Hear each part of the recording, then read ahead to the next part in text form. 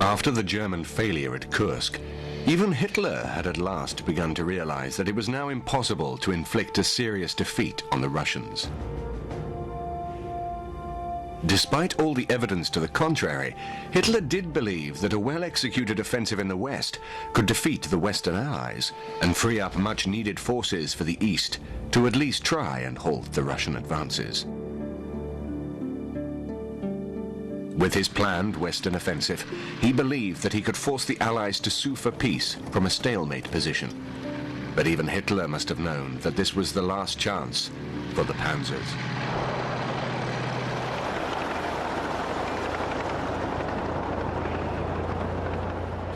The basic reason for the Ardennes offensive was that in late 1944, Germany was obviously facing defeat within a measurable period of time. In the west, the British and American forces were closing up on the Rhine, and in the east, the Russians were poised to invade East Germany and flood on into Berlin. Hitler decided that he needed to sustain the war, and the one way was to counter-offensive in the west and try and split the armies in the west, and then hopefully we would sue for peace, and then he could turn all his attention through to Russia. This resulted in a battle in the Ardennes, which is quite commonly known as the Battle of the Bulge.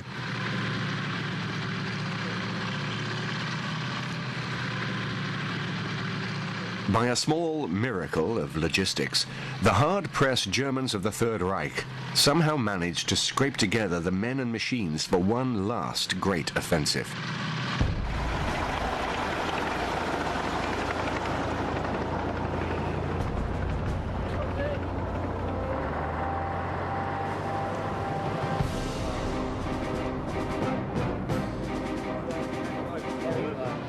In the middle of December 1944, Hitler launched his surprise winter offensive in the Ardennes region of Belgium.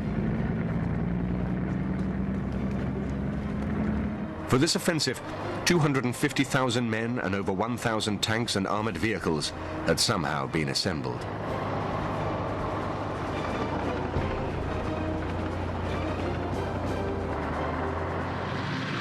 After the destructive battles through France in the summer, this force represented the very last reserves of manpower. Hitler placed all of his hopes on this, the last great offensive in the West during World War II. The Ardennes offensive was Hitler's last gamble, because he committed all of his forces in the West, the entire armies and air forces, to the Ardennes offensive. And if that offensive failed, he had no reserves, and there was nothing to stop the Allies going into Germany. The plan for the attack was fairly straightforward. The Ardennes region provided a successful launchpad for the Blitzkrieg campaigns of 1940. Once again, Hitler planned to push a strong armour-led thrust through the Allied-held positions and on to Antwerp. The Ardennes offensive, or as the Germans called it, the von Rundstedt offensive, as the Americans called it, the Battle of the Bulge. The idea of this offensive was to split the Allied forces, the British and the Canadians in the north and the Americans in the south, split the Allied forces and aim for the port of Antwerp, which was by then the main port for the supplies for the Allied armies. It would achieve several objectives. It would cut off the supplies to the Allied armies. It would also split the Allied armies, and the Germans were well aware of the personality conflicts and clashes between the various Allied commanders, and they thought that this would help. And they also thought that as they'd done it in 1940 and surprised the French by going through the Ardennes, they could do it in 1944. Unlike 1940, however, the Germans were fighting an army who were used to their tactics. This time the Allies had better equipped forces that they could call upon to meet any threat. The terrain and supply problems did not favor the Germans this time either. The German generals could see the shortcomings of the offensive, but at this late stage in the war, few of them dared to question Hitler's authority for fear of their lives. There was perhaps some possibility of success for the Ardennes offensive, but it was a gambler's throw. Hitler was relying very much upon surprise, upon the hope that the winter weather would prevent Allied aircraft from taking to the air and interfering, that they would capture Allied fuel supplies to fuel the drive on. However, he did have 100 miles to go to Antwerp, and his generals rather thought that it might be better to go for a shorter victory to try to pin the Allied armies against the line of the River Meuse, about halfway towards Antwerp. He was risking, however, a lot upon surprise and upon the superiority and the fanaticism of his tank crews and infantry.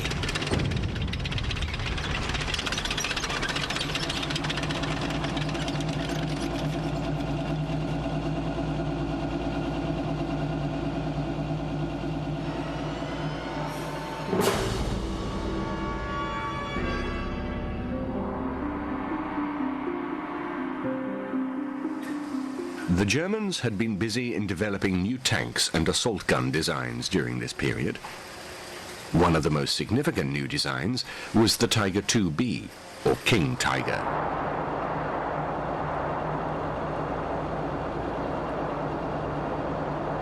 This tank weighed 68 tons and was manned by 5 crew members. The main armament was the dauntingly high-velocity 88mm L-71 cannon. This was backed up with 2 7.92mm machine guns. The armor protection was formidable, and the top speed was a respectable 24 miles an hour. By 1944, and at the end of 1944, German tank design had responded to the designs put forward by the Russians of the IS-2, and they had developed what is known as the King Tiger, or Tiger B. This was a very impressive vehicle. If it was used today, it would still be a very impressive vehicle. It had a very large gun, much larger than a normal Tiger. It was still an 88, but much longer. It had sloping armour, very similar to the Panther, but in a much bigger design. They only ever built around about 470 of these vehicles, but they were unfortunately only used in small quantities, and probably only 70 at any one time were available for use. The King Tiger was ordered after Hitler demanded a tank that could mount the massively powerful L-71 main gun. Even the mighty Tiger I was unable to do this, so in January 1943, the order was placed for the new machine. The first vehicles came off the production line a year later.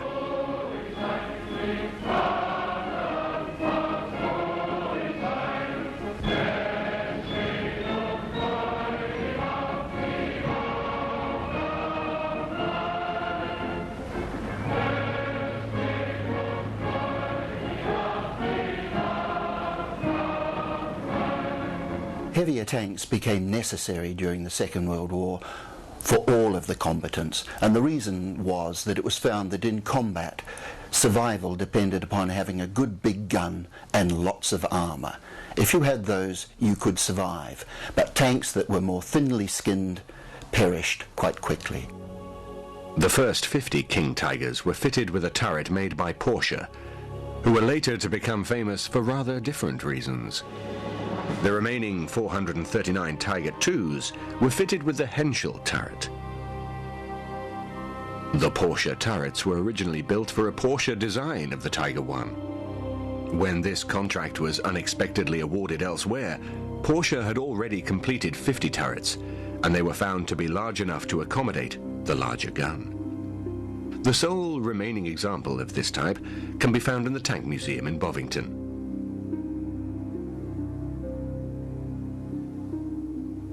This is the Sonderkraftzug 182, better known as the King Tiger. It really represents the absolute limits of tank design in World War II. In some respects, we've actually passed the limits, because at 75 tons, this vehicle really is too heavy for the suspension that's intended to take it and for the engine that's designed to drive it along. But it does have a number of features that you would see in post-war tanks. And as you can see, the lessons of World War II tank fighting had been incorporated into the Tiger II, because in addition to having this enormous thickness of armour, which is 180 millimetres thick, it's also sloped, so it was designed to deflect shots away from the vehicle, and that's what happened in practice. So in that respect, Germany had come very close to producing the ultimate machine on the battlefield. But that's all they'd done. They'd come close because it had so many disadvantages that it completely outweighed the advantages it had. The first time that King Tigers saw action was during the Allied invasion of France in June 1944. Around 15 King Tigers were involved in these battles.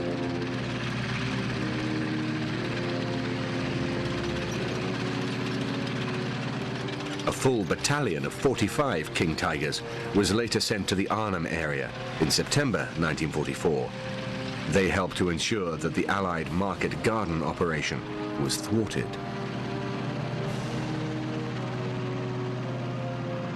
They were next to feature in the coming German offensive in the Ardennes.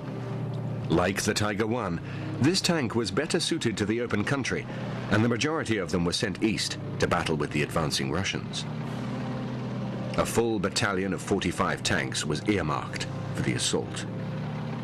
The SS 501st Heavy Tank Battalion, which was part of the 6th Panzer Army, was placed with Kampfgruppe Piper at the front of the armoured advance. The spearhead of the Ardennes offensive was the King Tiger tank, which was the first time it was used en masse. The problem was that the King Tiger was too heavy, too large and too cumbersome to get through the very narrow valleys and through the forests that comprise the Ardennes. Now, it may have been formidable on the battlefield, but there were a number of problems with regard to getting this thing into action. They were massively prone to breakdown. They were very difficult to keep running. The other thing that was likely to happen with the complete control of the air that the Allies had was that the Germans were unable to bring forward sufficient fuel to keep a beast like this running.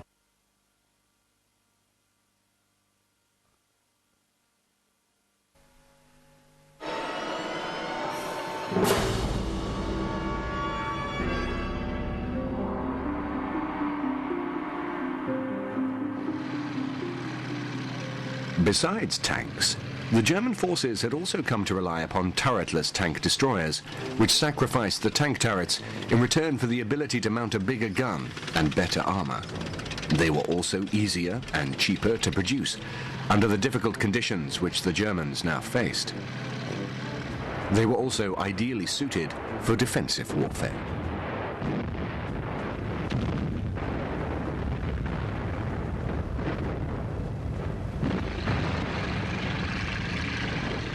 By late 1944, the assault guns and tank destroyers had become a valuable addition to the German arsenal.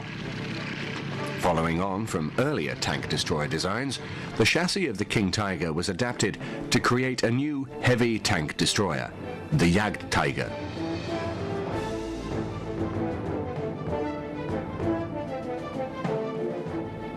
The resulting monster weighed in at 70 tons and required a 6-man crew.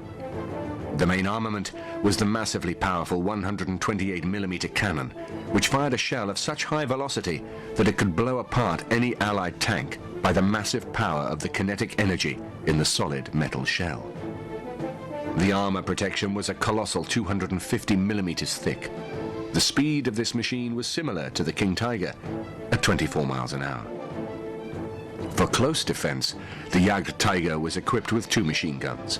One of these was the familiar MG-34. The other was the new MG-42, which quickly became a much feared weapon amongst the Allies due to its high rate of fire. This is the Jagdtiger. It was the hunting version of the King Tiger, and this was the largest armoured vehicle to see service in World War II. Up above us here we have the 128mm anti-tank gun, which was big enough to destroy any tank at almost any range that it could see or hit the target. It was hugely armoured with this great metal box on top of the King Tiger chassis. Only 70 or 80 of these machines saw action in their own heavy tank battalion in the Ardennes campaign. The Jagd Tiger was a highly effective tank destroyer, but only a total of 70 Tiger II chassis were ever converted to the new design. This was enough to equip 2 heavy tank destroyer units. One of these, the 653rd, saw action during the Ardennes offensive. This very imposing machine was more suited to the open country and not the close confines of the Ardennes. The overstressed engine and transmission did provide the crews with a few problems. It was almost impossible to maintain. It had been designed and built in such short time scales that there wasn't really time to test them properly. If they had been tested properly, I think it would have been quickly proved that these things were well beyond the limit of the engine to drive it, and the suspension to bear it, and the tracks to carry it around. It suffered from all of the problems of the Tiger II in terms of being able to negotiate villages.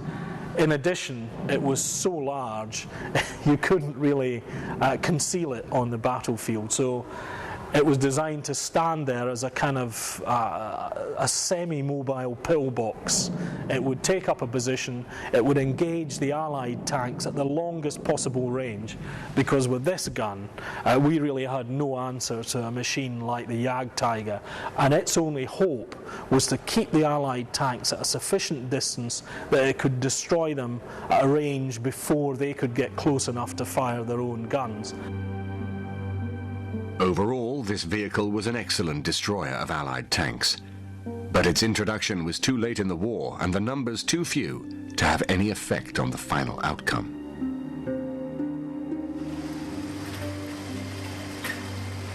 The manufacture of assault guns was more cost-effective, and these types increasingly proved their worth on the battlefield. More and more resources were put into developing new designs, and the trend was not always to larger machines. One vehicle which was produced in rather large numbers was a vehicle called the Hetzer. Now the Hetzer was a very, very small vehicle, but with a very large gun, and was actually probably one of the finest vehicles the Germans had used. The Hetzer, in contrast to the 70 tons of the Jagd Tiger, only weighed 16 tons and carried a 4-man crew in its interior. Despite its small size, it packed a punch as it was armed with a powerful 75mm L48 gun. It had a single 7.92mm machine gun for close quarter fighting. The armour protection was 60mm thick, but being of the sloped design actually increased the protective capabilities. The top speed was 26 miles an hour.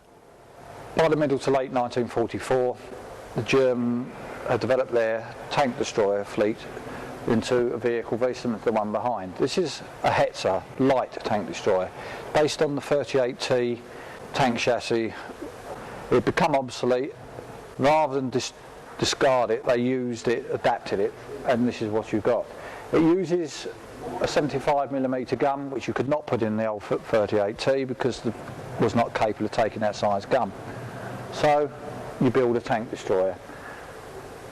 They learnt the lessons from the T-34. As you can see, sloping armour. That increases the armour protection. The vehicle has a very low silhouette, but the same drawback as you got with Su-100s and the other tank destroyers. The gun has got the very limited traverse, so you have to move the vehicle. That is all right when you're attacking, because you're moving forward and you can be seen. But if you're in a defensive position, the movement would actually show your position. Another assault gun design that was used by the Germans during the Ardennes offensive was the Jagdpanzer IV Lang.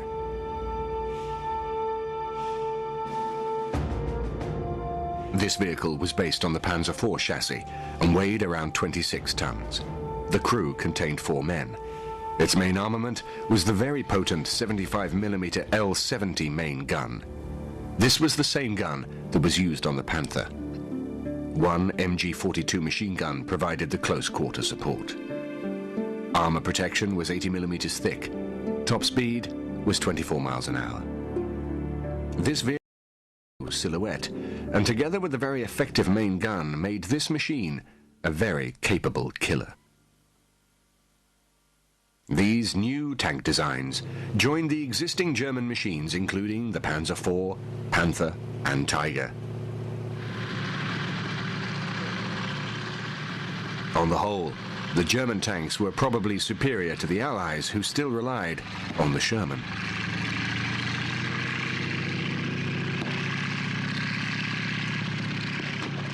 Well, here is the only other tank in the world which equaled the production figures of the T-34, and that's the American Sherman.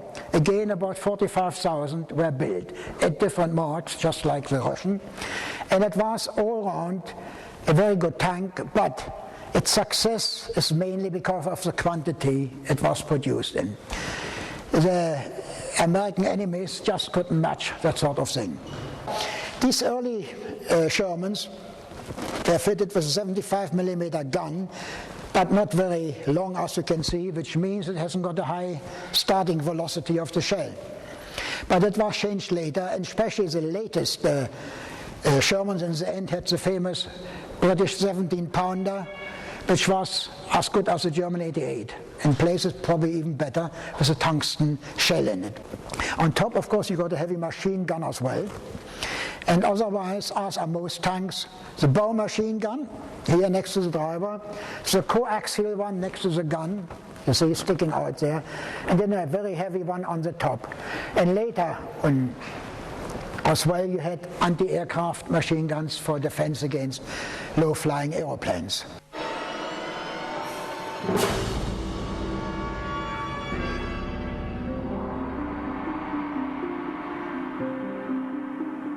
The Ardennes offensive was given the codename Wacht am Rhein, or Watch on the Rhine. Hitler had envisaged a repeat of his great victory in the summer of 1940, which knocked France out of the war. But the situation in December 1944 was very different to May 1940. For one, the planned route for the new offensive cut straight across the Ardennes. In 1940, the route used had travelled in a southwesterly direction and utilised the road system that generally ran in that direction also. The strike of the roads, the run of the roads, follows, of course, the valley bottoms, and the valley bottoms run southwesterly. However, the Germans wanted to strike, to get to Antwerp, northwesterly. So they were striking across the grain of the countryside, across the grain of the road system. That would mean difficulties when they were trying to plan a fast, mobile offensive using tanks. The Ardennes is a very thickly forested area.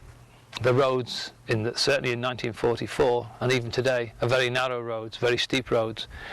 There's lots of areas in which they can be ambushed. For example, on a very narrow road, one anti-tank gun knocks out the first tank, nothing can get past it. And this is one of the problems that the Germans faced. Another restrictive feature of the planning was the lack of sufficient fuel. By late 1944, the Germans were desperately short of fuel. All of their fuel came from the Romanian oil fields, which by that time were either in the hands of the Russians or were being overrun by the Russians. The only fuel that they could produce was synthetic fuel, which was produced from coal. And so part of the overall planning for the Ardennes offensive was that the German forces, the Panzer forces in the advance, would capture and use American fuel stocks. As we know, the Americans actually destroyed those fuel stocks. The fuel factor on its own was to play a significant part in the eventual failure of the operation.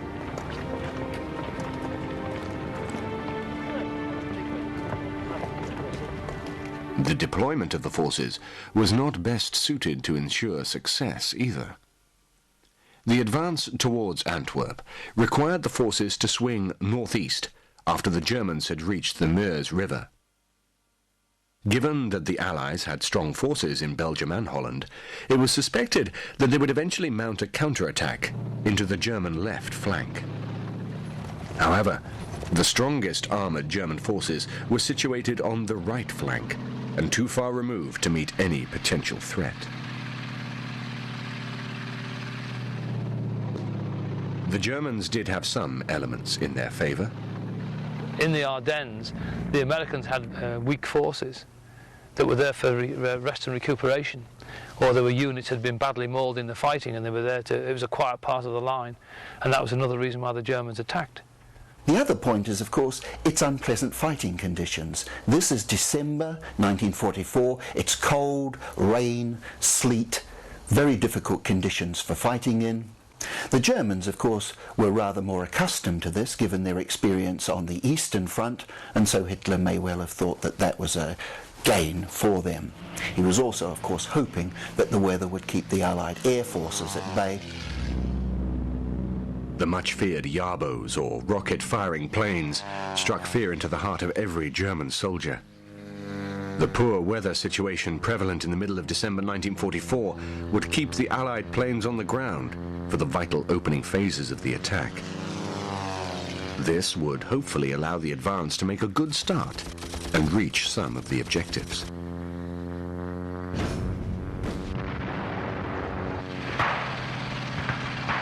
When the attack began, the scale of the German forces unleashed surprised the Allied commanders.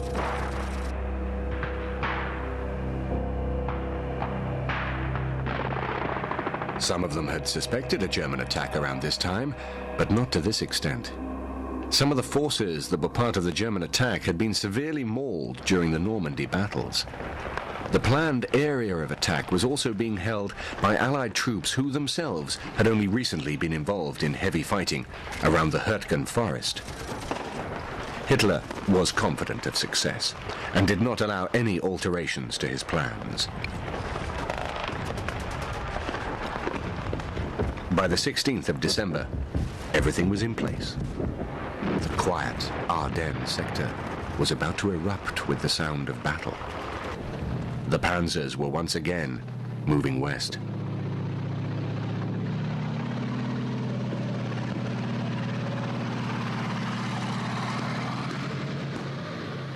The Germans had assembled an impressive lineup of tank forces for the offensive. The powerful 6th Panzer Army were positioned in the north under Obergruppenführer Sepp Dietrich. This force included the 1st SS Panzer Division Leibstandarte Adolf Hitler, 2nd SS Panzer Division Das Reich, 9th SS Hitler Panzer Division Hohenstaufen, and the 12th SS Panzer Division. Their task was to advance along the route from their forming up area near Dahlem in Germany and into Belgium, around the town of Lochheim. Their objective was to cross the Meuse River just below Liège and advance onto Antwerp. Just to the south of this force was the 5th Panzer Army, under the command of Lieutenant General Hasso von Manteuffel.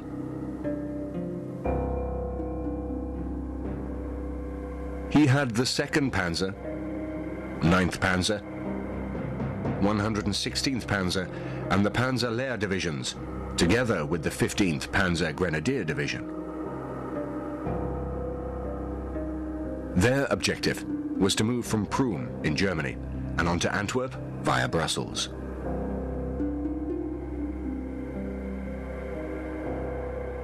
The 7th Army, under General Erich Bradenberger, was to take the southernmost route into Luxembourg. This was the infantry-only formation, made up from the 5th Infantry Divisions, including a better halved parachute division. They were to move from Bitburg in Germany and into the area held by the US 3rd Army with the objective of tying down these forces.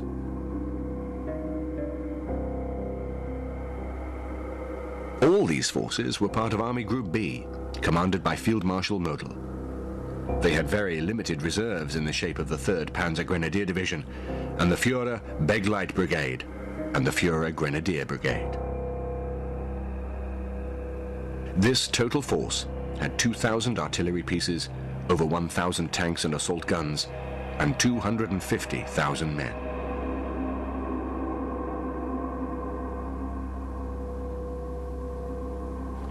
To have assembled this impressive force after the destructive battles in Normandy and the East was an exceptional feat on its own.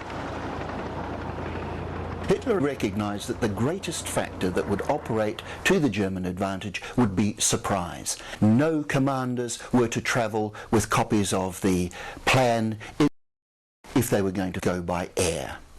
There was to be no radio traffic concerning the plan. All communications were to be by hand, personally delivered, and if necessary, destroyed afterwards. Knowledge of the plan was kept on a very strict need-to-know basis. Then, as far as the movement of forces was concerned, movement was at night only in order to avoid Allied air reconnaissance. There were strict instructions about camouflage, so very strict precautions to achieve surprise. The storm was about to break on just 4 infantry divisions, who were part of the US 5th Corps under Major General Gerau. 2 were positioned opposite the 6th Panzer Army. Facing Manteuffel in the center were the 28th and 106th Infantry Divisions, who were part of Major General Troy Middleton's 8th Corps. In the south, facing Brandenberger's men, were the 9th Armoured and the 4th Infantry Divisions. All of these American units had recently been involved in heavy fighting and were in the area for a rest. They totaled around 80,000 men, less than 450 tanks and assault guns, and around 400 artillery pieces. Although initially outnumbered, the Allies had strong forces positioned close by, including Patton's 3rd Army, that could be called upon to back up the defenses in this area.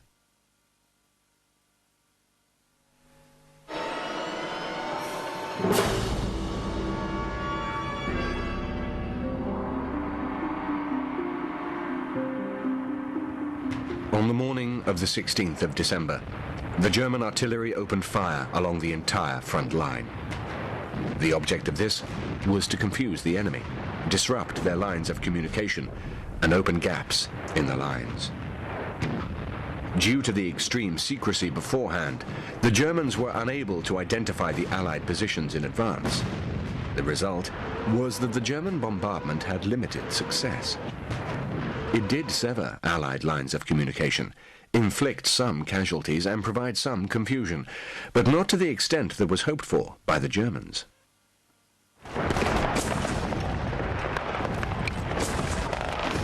In the north, Dietrich's forces advanced towards Elsenborn Ridge. A German parachute drop had been ordered for this area, with the objective of capturing a vital road junction in the Baraque Michel. This drop did not go well, as the paras were scattered over a wide area. They found themselves in amongst the US 1st Infantry Division, so the small force had to fight its way back to their own lines. The failure of this small but significant action would help to delay the advance of the SSR.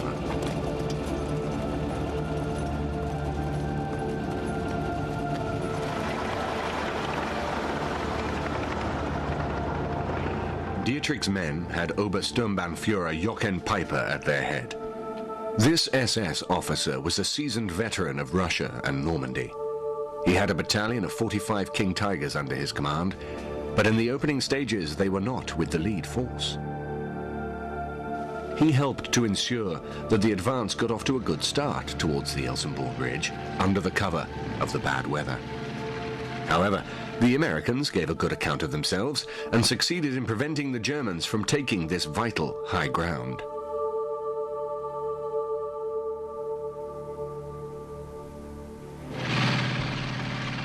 Slightly south of here, the main body of the 1st SS Panzer Division moved into the gap that had been opened up between the US 5th and 8th Corps. The route of their advance was towards Honsfield, which they reached on the following day. Various delays had taken place, but by the end of day 1, progress had been made. In the 5th Panzer Army's area, the advance got under a good start. They moved against the thinly spread American units and forced through the enemy positions. Some of the American forces slowed the advance and managed to hold some of the bridges in the area. By the end of day 1, however, crossings had been made over the Our River and the German panzers rolled on towards Clairvaux. Further south, the 7th Army ran into similar difficulties to Dietrich. The ground was favorable to the defender, and Brandenburger's men made little headway.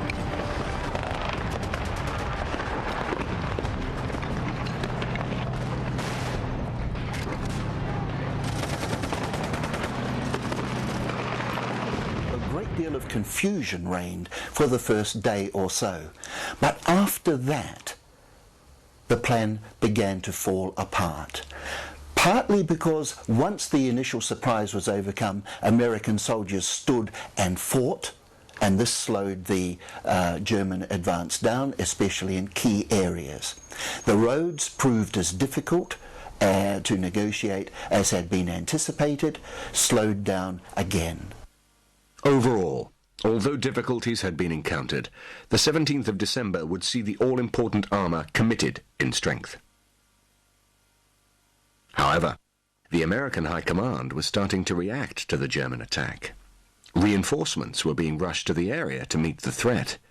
Among these reinforcements were the 7th and 10th Armoured Divisions, together with the 82nd and 101st Airborne Divisions. These last two units were ordered to the vital road junction of Bastogne.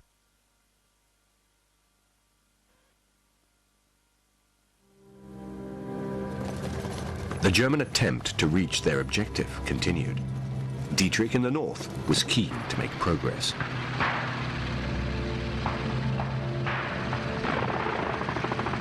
He moved the 12th SS Panzer Division from their attack on Elsenborn Ridge and pushed them in behind the 1st SS Panzer Division, who were moving towards the Amblève River.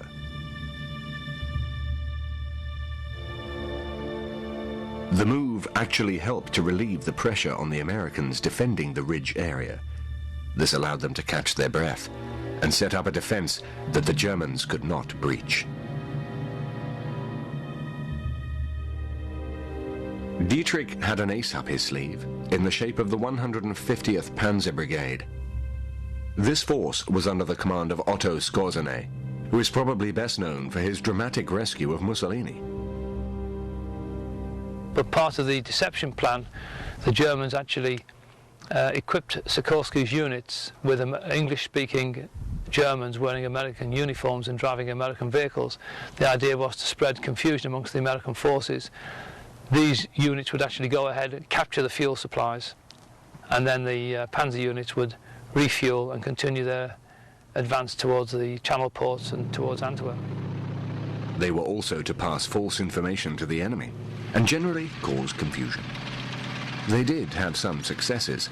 The most notable was when they reached the Meuse. They were unable to capitalize on this success as the main body of troops were too far behind. Also, groups of them began to get stopped and arrested by the Americans. The rumors quickly spread that there were Germans driving around posing as friendly forces. Everyone became a suspect, and some very high-ranking American officers found themselves in awkward situations. Eisenhower himself was confined to his headquarters for fear of assassination. Although their objectives were not entirely reached, the psychological effect that this unit had was very widespread and out of proportion to the small numbers involved. Most of those that were captured were shot as spies.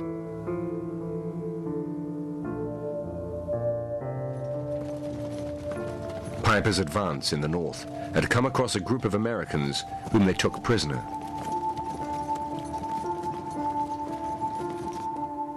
They were held in a field near the crossroads at Malmedy. It was here that around 80 of them were shot. The Americans claimed that this was in cold blood. The Germans claimed that they were trying to escape.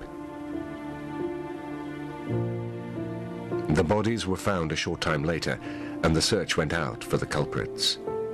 The story spread throughout the American lines and actually helped to instill resistance in the men.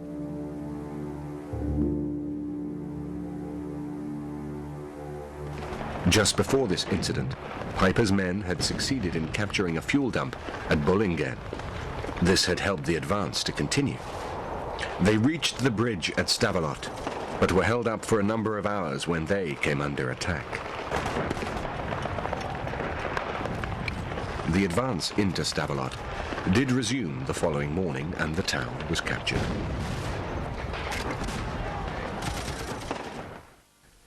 The advance continued towards Trois Ponts, close to here were the bridges that cross the Salme and Amblève rivers. These bridges were destroyed by the American defenders as Piper's men approached. Germans got stopped. They American anti-tank guns. People like Team Cherry was just one anti-tank gun on a corner, and a very narrow corner, a very narrow bend with a railway bridge over the top. The Tiger tank came through under the bridge, got knocked out. That was that route blocked. They went another way, and the Americans blew up the bridges so they couldn't cross the river. The Amblève, for example, that stopped the offence. There was only 5 or 6 roads they could use. Well, as each road got blocked, the offence just petered out. Piper was forced to move back towards La Glaise. He tried to advance through to Chenot, where another bridge crossed the Amblève, but came under attack from American planes. He decided to set up defences around La Glaise and Stoumont. With the failure of this advance, the main emphasis was shifted to the 5th Panzer Army's sector. They were having better luck against the US 106th Division.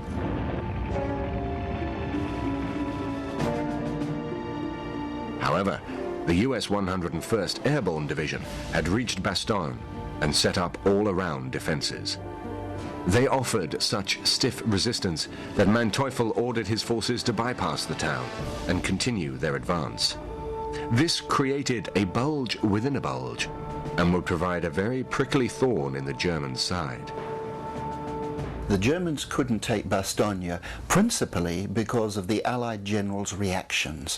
When the offensive began, within a matter of a day or so, Eisenhower, the Allied Supreme Commander, saw how the situation was developing, and he saw that places like Bastogne and a similar town called St. Vith were going to be crucial because they were road junctions. They commanded some key roads going through the fighting area, and so he sent at great speed a very experienced American division, the 101st Airborne Division, to occupy Bastogne. On the 22nd of December, the Germans went to Bastogne with a white flag and the offer of surrender for the Americans. The garrison commander, General McAuliffe, offered his famous nuts reply.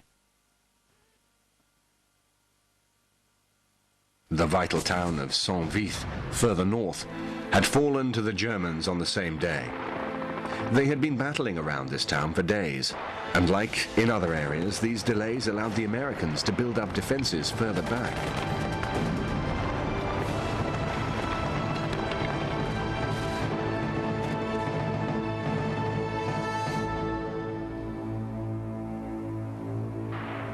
On the 24th, Manteuffel's forces reached an area just west of Celle. This was to become the furthest point reached by the Germans during this offensive.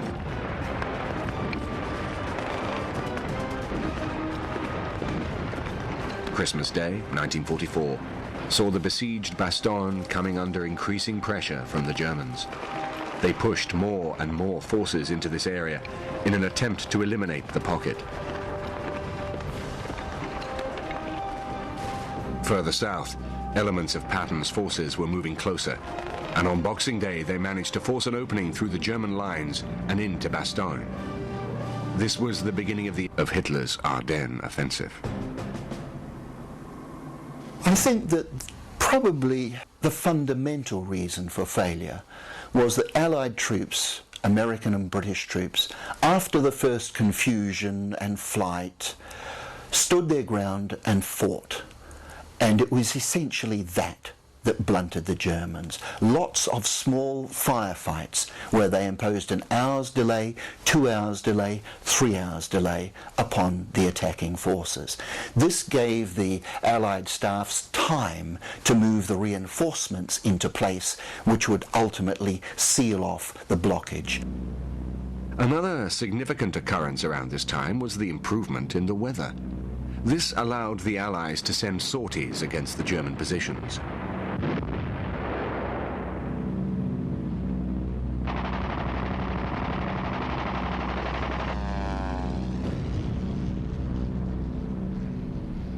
Had had the Germans enjoyed the same kind of logistical support and air supremacy that the Allies did, this might well have been a war winner. But as it was probably one of the worst kind of vehicles you can imagine to be in. The skies above it were completely dominated by Allied fighter bombers, and this presented a massive target that made it a lot easier for a fighter bomber to hit, and that was a frequent cause of destruction of these guys.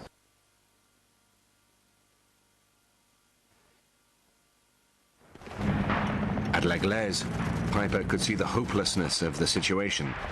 His men were receiving a pounding by American artillery and tanks.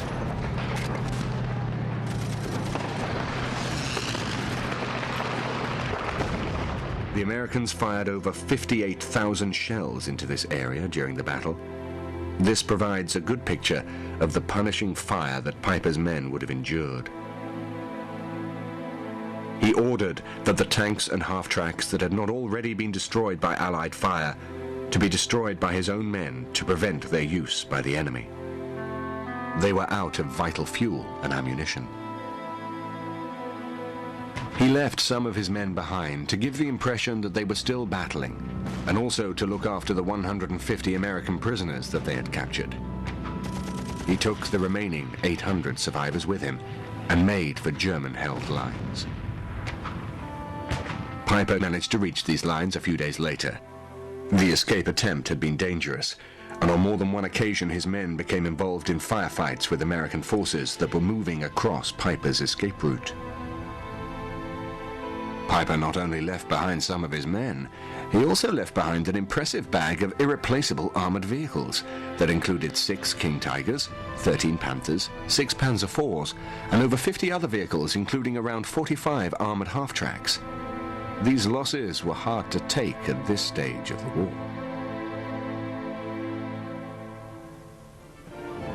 Further south, the corridor into Bastogne was slowly widened. Ferocious battles took place around this area, and both sides fought desperately for control. The Americans pushed more and more forces into the Bastogne area. The Battle of the Bulge, as the Americans called the battle, was proving a very hard fight for both sides. As the Allies were able to push more forces into the area, they slowly succeeded in pushing the Germans back. By the 2nd of January 1945, the front line had been reduced by around 15 kilometers. Although the Ardennes offensive is always associated with American forces, the British forces also played a vital role. In the early stages of the offensive, Montgomery had recognized the importance of the River Meuse to the Germans and had placed strong British forces in a defensive position along the northern sector. He was also given command of some of the American forces. This in itself caused a rift between the Allies and in some respects almost helped Hitler to achieve his goal. When the time was right, Montgomery launched a counterattack into the German lines with the objective of linking with the Americans further south. This objective was finally reached on the 4th of January at the town of La Roche. What this meant was that a solid defensive line now existed that the Germans could not hope to penetrate. Also, the River Meuse, that was vital to German success, was now out of reach.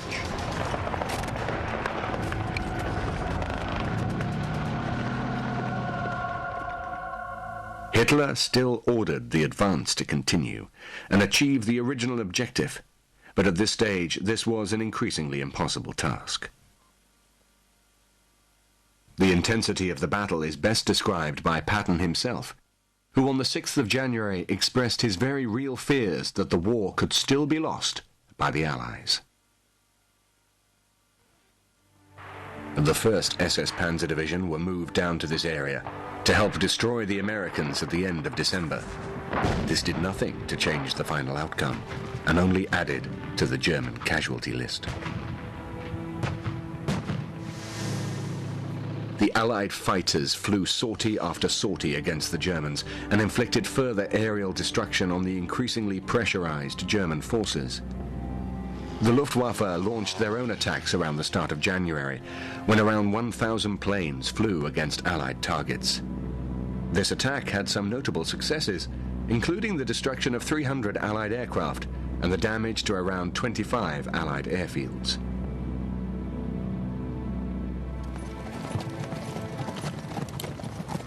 Around the middle of January, some of the German units were withdrawn, including the 1st SS Panzer Division. This put even more pressure on the remaining German forces.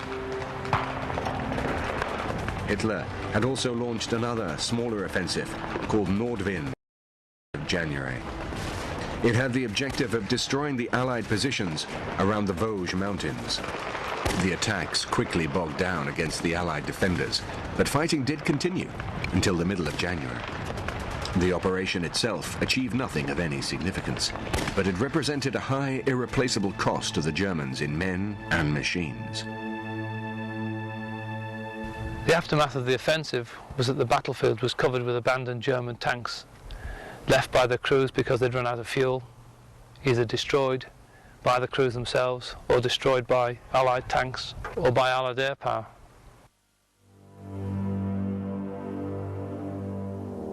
By the end of January, the front line was back to where it had been at the start of the German offensive 6 weeks earlier.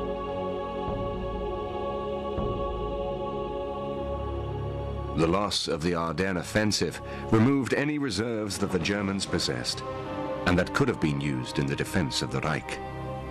In the east, the Russians had launched their new offensive in January 1945. There was nothing available to counter this threat. Hitler's last gamble in the west had failed completely. The end of the Third Reich was in sight.